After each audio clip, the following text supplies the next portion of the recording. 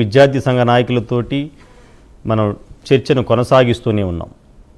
కారణాలు మీ అందరికీ తెలిసిన విషయాలే. కానీ 28 రోజుల తర్వాత గవర్నమెంట్ ఇంటర్మీడియట్ బోర్డు స్పందించి టాస్క్ ఫోర్స్ని ఏర్పాటు చేయటం ఒక మొదటి విజయమే అయినప్పటికీ ఇంకా చర్చించవలసిన చాలా విషయాలు, ఈ దందాలో అనేక కుంభకోణాలు కూడా ఉన్నాయి. అవన్నీ వెలికి తీసే వరకు ప్రజాహితం కోసం ప్రైమ్ నైన్ పోరాడుతూనే ఉంటుంది.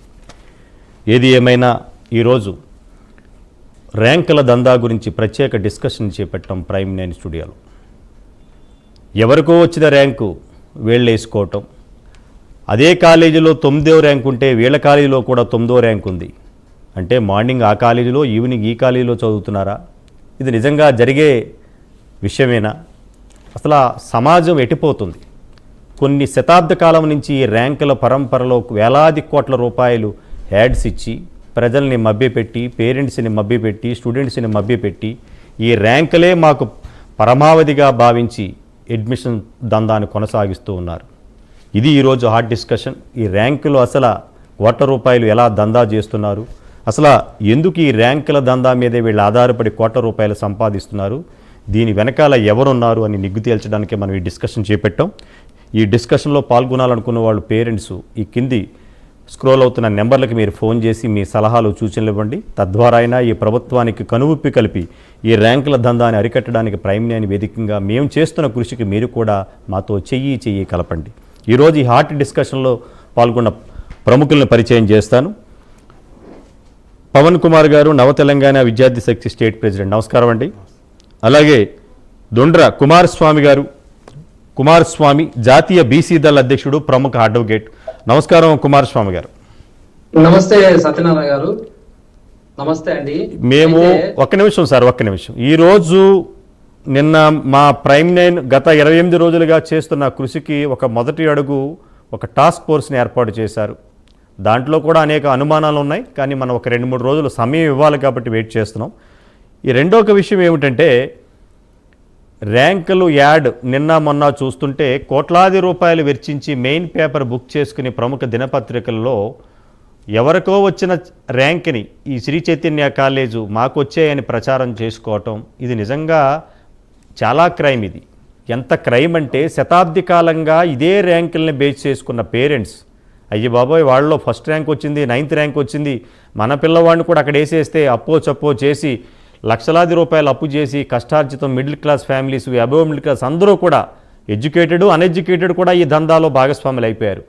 ఎందుకంటే వాళ్ళ మాయలో పడ్డారు. ఆ మాయ నుంచి బయటపడడానికి అవకాశం లేదు. చాలామంది పేరెంట్స్ సోషల్ స్టేటస్ కోసం ఈ కాలేజీల్లో చదివించటం, ఎలిజిబిలిటీ లేకపోయినా, అక్కడ వీళ్ళ చదవలేకపోయినా, ఒత్తిడి ఉన్నా, మానసికంగా ఇబ్బంది పెట్టినా, వాళ్ళకి ర్యాంకులు రాకపోయినా, ఫెయిల్ అయినా నార్మల్గా చదివే వాళ్ళని కూడా అక్కడ తీసుకెళ్ళి వేసి వాళ్ళ జీవితాలని పరంగా పెట్టి ఈయన నిన్న మొన్న వరుస కథనాలు చూస్తున్నాం. రోజుకి 2-3 చనిపోతూనే ఉన్నారు. అయినా ఈ పేరెంట్స్లో మార్పు లేదు, అధికారుల్లో మార్పు లేదు, ప్రభుత్వాల్లో మార్పు లేదు. ఏదేమైనా ఈ ర్యాంకులు ఇది దందా. దీన్ని నిజంగా ప్రైమ్ నైన్ వేదికగా మీలాంటి అడ్వకేట్స్ మేధావులతో ఒక సీట్ కానీ, సిబిసిఐడి కానీ ఏదో ఒకటి గవర్నమెంటు ఒక ఎంక్వైరీ చేసి దీన్ని అరిపెట్టకపోతే మాత్రం రానున్న రోజుల్లో ఈ యొక్క దందా కోట్లాది రూపాయలే కాదు, ప్రజల జీవితాలతో ఆడుకుంటుంది. ఏమంటారు దీని గురించి మీరు? నమస్కారం సత్యనారాయణ గారు. నమస్కారం. ఈరోజు మొట్టమొదట ఒక విషయం చెప్పాల్సిన సందర్భం అండి. ఇప్పుడు మన 1000 మైళ్ళ ప్రయాణం చేయాలన్నా కూడా ఒక అడుగుతోనే మొదలవుతుంది. ఇది అక్షర సత్యం, జగమంతా తెలిసిన సత్యం. అలాగే ఈరోజు ప్రైమ్ న్యూస్ డిబేట్ చర్చల ద్వారా తెలంగాణ రాష్ట్ర ప్రభుత్వం మెరుగైన విద్య అందించాలని ఒక గొప్ప సంకల్ప బలంతో ఈరోజు తొలి అడుగు ఇంటర్మీడియట్ బోర్డు టాస్క్ ఫోర్స్ ఏర్పాటు చేసి దాని ఆధ్వర్యంలో ఈరోజు ప్రైవేట్ జూనియర్ కాలేజీలో తనిఖీల కోసము టాస్క్ ఫోర్స్ బృందాలను ఏర్పాటు చేయడం అనేది ఒక గొప్ప విషయం. ఇది ప్రైమ్ నైన్ న్యూస్ మొదటి విజయంగా మనం భావించవలసిన సందర్భం అని తెలియజేస్తున్నానండి. రెండవది, ఈ యొక్క టాస్క్ ఫోర్స్ ప్రైవేట్ సంస్థలను, ఈ యొక్క ఎస్పెషల్లీ కార్పొరేట్ విద్యా సంస్థలను పర్యవేక్షించడం ద్వారా కొంత విద్యా ప్రమాణాలను కూడా ఉన్నతగా మరియు విద్యార్థుల యొక్క సంక్షేమాన్ని కాపాడడం కోసం ఈ చర్య. అంతేకాకుండా ఈ తెలంగాణ విద్యా వ్యవస్థలో కొంత సంస్కరించడంలో, రక్షణ చేయడంలో కూడా ఇది మొదటి విజయంగా భావించాలి. ఇది నిజంగా మీ సిఇఓ గారు కావచ్చు, ప్రైమ్ నైన్ న్యూస్ కావచ్చు, ఇది ఒక గొప్ప విజయంగానే భావించాలి. ఇది మొట్టమొదటి మన విజయ సంకేతం లాగా మనం తీసుకోవాల్సిన సందర్భం. అయితే కమింగ్ టు ద పాయింట్, ఈరోజు తెలంగాణ కావచ్చు, ఆంధ్రప్రదేశ్ కావచ్చు, ఈ యొక్క కార్పొరేట్ విద్యా సంస్థల దందా అనేది నిజంగా 3 పువ్వులు 6 కాయలు అన్నట్టుగా దీని ఉన్నది. ఎందుకంటే పర్మిషన్లు లేకుండా గల్లీకి ఒక కార్పొరేటు ప్రైవేట్ పాఠశాలలు పుట్టగొడుగుల్లాగా పుడతా ఉన్నాయి అనేది అక్షర సత్యం. ఈ ప్రభుత్వానికి కూడా నేను ఏమంటున్నా, తననా పరాయి వారా అంటూ పెద్ద పని ఉండదు. చట్టం తన పని తను చేస్తూనే ఉంటది. అందుకే ఈరోజు టాస్క్ ఫోర్స్ కూడా వేసింది. రానున్న రోజులలో కూడా విద్యా వ్యవస్థలో ప్రక్షాళనలో కూడా 100కి 100% చేస్తుందని నాకు నమ్మకం ఉంది. ఈరోజు విద్యా సంవత్సరం ప్రారంభానికి ముందే వీరు 6 నెలల ముందు నుంచే ఒక 80% పైగా అడ్మిషన్లు మొత్తం తీసుకుంటా ఉంటారు. 60% పైగా ఫీజులు వసూలు చేస్తా ఉంటారు. ఈ నియమ నిబంధనలు అంటూ వారికి ఏమీ ఉండదు, పాటించరు.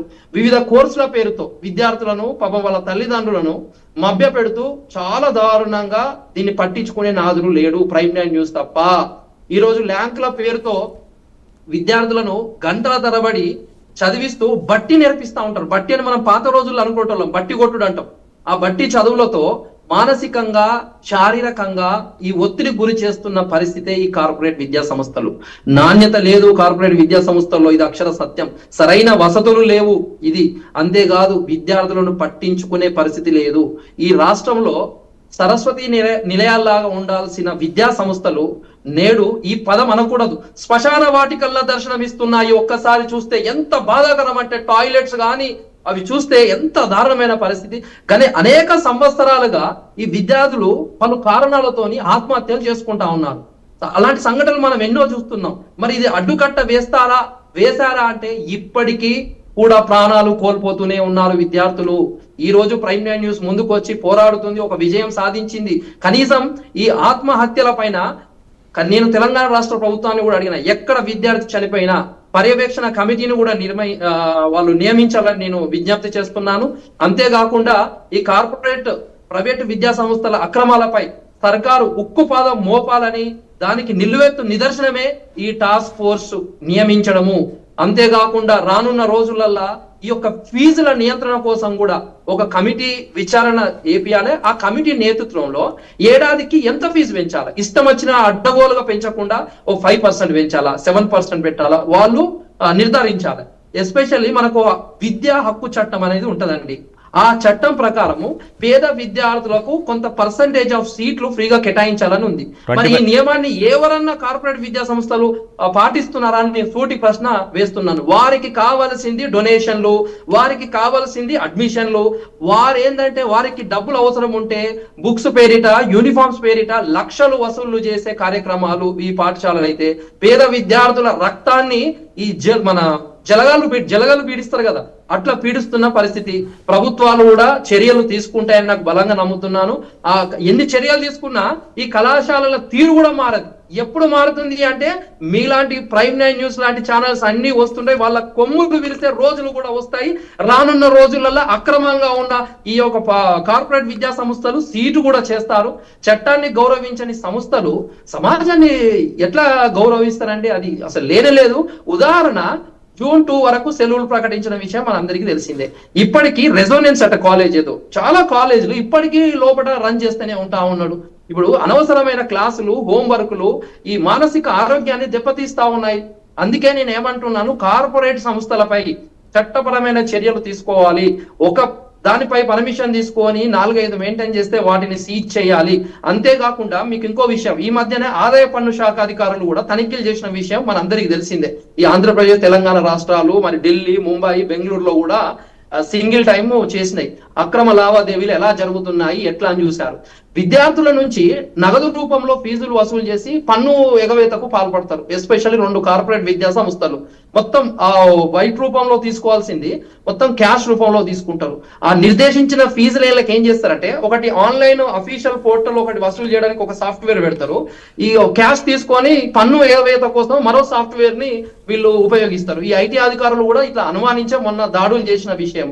సో విద్యార్థుల దగ్గర నగదు రూపంలో తీసుకొని, ఇప్పుడు సుప్రీంకోర్టు కూడా మనం 2 లక్షలు దాటి తీసుకోవద్దనే గైడ్లైన్స్ ఉన్నాయి. అలాంటిది వీళ్ళు ఏం చేస్తారు, మొత్తం క్యాష్ రూపంలో తీసుకుంటారు, నగదు రూపంలో వసూలు చేసి ఐటీ రిటర్న్స్ లో కూడా చూపరు, పన్ను ఎగవేసే పంగనామాలు పెట్టే పరిస్థితి. ఇప్పుడు విద్యా సంస్థలు ప్రతి సంవత్సరం ఫీజుల నుంచి పరీక్ష ఫీజులని, అడ్మిషన్ ఫీజులని కొన్ని వందల కోట్ల రూపాయలు వసూలు చేస్తున్నారండి. ఈ మొత్తం లావాదేవీలు ఎక్కువగా నగదు రూపంలో జరగడం అనేది చాలా బాధాకరం అని తెలుస్తాను. అందుకే ప్రభుత్వం కూడా ఫీజు నియంత్రణ చట్టాన్ని ఎలాంటి పారదర్శకత లేకుండా దాన్ని తీసుకోవాలి. ఒత్తిడి కారణంగా కూడా ఆత్మహత్యలు జరుగుతున్నాయి. సో తల్లిదండ్రులకు కూడా అప్పులు చేసి చదివిస్తున్నారండి, ఐఏఎస్ అవుతారు, ఐపీఎస్ అవుతారని. కానీ ఆడ నేర్పించేది ఏమి లేదు, చట్టంగా ఉల్లంఘన చేస్తున్నారు. విద్యా సంస్థలపై, కార్పొరేట్ విద్యా సంస్థలపై నిఘా పెట్టాలి. విద్యార్థులను వాళ్ళ హక్కులను రక్షించే చట్టం తీసుకురావాలి. తల్లిదండ్రులు ఐక్యంగా కలిసి ప్రైమ్9 న్యూస్ తో మరి మీడియా వ్యవస్థతో పోరాడాలి. సోషల్ మీడియా ప్లాట్ఫామ్ కూడా మనం అవగాహన ఇప్పుడు ప్రైమ్9 న్యూస్ చేస్తా ఉంది, అలాగే మిగతాయి కూడా అవగాహన కల్పించాలి. అవసరమైతే శాంతియుత ర్యాలీలు, నిరసనలు కూడా మనం చేయాల్సిన సందర్భం ఉంది. విద్యా సంస్కరణలు, విద్యా ప్రక్షాళన చేయడానికి ప్రైమ్9 న్యూస్ అనేది నిజంగా వారు ముందుకు రావడం నిజంగా గొప్పది. అయితే దీంతో పాటు ప్రధానంగా స్వచ్ఛంద సంస్థలు కావచ్చు ఈ ఉద్యమంలో చురుగ్గా పాల్గొనాలి. మెయిన్ యువత గలం విప్పాలి. విద్యార్థి సంఘాలు అన్ని తమ హక్కుల కోసం మనం పోరాడాలి. అప్పుడే ఈ యొక్క ఉచిత చట్టపరమైన చర్యలు ఎలా ఉంటాయి, ఏంది లీగల్ అడ్వకేట్స్ ఏముంటది అనేది. అంతేకాకుండా ఈ ప్రభుత్వం కూడా ఏం చేయాల్సిన సందర్భం ఉందంటే ఈ ఆన్లైన్ ఫిర్యాదు వేదికను కూడా ఏర్పాటు చేయాల్సిన సందర్భాలని. దీంతో పాటు ప్రభుత్వ పాఠశాలలు, ప్రభుత్వ కార్పొరేట్ ఈ సంస్థలు కూడా కొంత బలంగా చేయాల్సిన అవసరం ఉన్నది. సో విద్యా సంస్థల నియంత్రణ కోసం కొన్ని కొత్త చట్ట సవరణలు కూడా చేయాల్సిన అవసరం ఉన్నది. కుమారస్వామి గారు ఇప్పుడు ఈ ర్యాంకుల దందా గురించి గవర్నమెంట్ ఏదన్నా సిట్ విచారణ కానీ లేకపోతే సిబిసిఐడితో ఎంక్వైరీ చేస్తే మొత్తం ఈ దందా అంతా బయటకు రాకపోతే వేల కోట్ల రూపాయలు ఈ స్కామ్ ఎప్పుడు బయటకు వస్తుంది, ఏమని ఆదేశించాలని మీరు ఎక్స్పెక్ట్ చేస్తున్నారు ఒక జాతీయ బీసీ దళ అధ్యక్షుడిగా, ఒక ప్రముఖ అడ్వకేట్గా? ఇప్పుడు నేను ఏమంటున్నాను, చాలా బాధాకరమైన విషయం ఏంటంటే ఒక వ్యక్తికి ఒక ర్యాంక్ వస్తుంది. అదే ర్యాంకు 2 కార్పొరేట్ విద్యా సంస్థలు వాడుకోవడం cheating criminal conspiracy with cheating aspirant. ఒక చీటింగ్ చేస్తూ ఈ రోజు ఒక ప్రైమ్9 న్యూస్ ఒక్కటే బయట పెట్టడం కాదు, ప్రైమ్9 న్యూస్ తోని విద్యా సంఘాలు, బీసీ సంఘాలు అని ఇప్పుడు ప్రతి జీవితంలో విద్యా వ్యవస్థలో మార్పుల వల్లనే మనం అనేక విజయాలు సాధించవచ్చండి. అలాంటిది ఇంత దారుణమైన చేస్తూ ఉంటే ప్రతి ఒక్కరు పోలీస్ స్టేషన్లలో కంప్లైంట్ ఇవ్వచ్చు. ఎందుకంటే చీటింగ్ ఆస్పిరెంట్ ఉంది, చీటింగ్ చేస్తా ఉన్నారు, 420 చీటింగ్ చేస్తున్నారు కాబట్టి వాళ్ళు ఇవ్వచ్చు. అంతేకాకుండా నేను ప్రత్యేకమైన విజ్ఞప్తి, ఈ రోజు కాంగ్రెస్ ప్రభుత్వం కూడా నాకు బలమైన నమ్మకం ఏంటంటే తను పరాయి వారు అంటూ ఎవరు లేరు.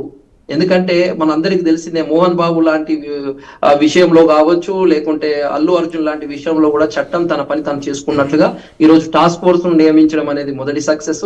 అలాగే రెండవ సక్సెస్ కూడా ఇలాంటి వాటిని కూడా మేధావులు, న్యాయనాదులు, విద్యావేత్తలు అందరూ కూడా రావాలి, కంప్లైంట్లు ఇవ్వాలి, ఎఫ్ఐఆర్ నమోదు చేయాలి, భయం తెలవాలి, చట్టం తన పని తాను చేసుకుందని చేస్తున్నట్లుగా రానున్న రోజులల్లా ఈ యొక్క అక్రమంగా నడిపే ఏదైతే విద్యా సంస్థలు ఉంటాయో బహిష్కరించాల్సిన సందర్భం ఏర్పడుతుందని, ప్రజలు తమ హక్కుల కోసం పోరాడే రోజు కూడా వస్తుందని నేను తెలియజేస్తున్నాను. ఈ ఉద్యమం కూడా భవిష్యత్ తరాలకు ఒక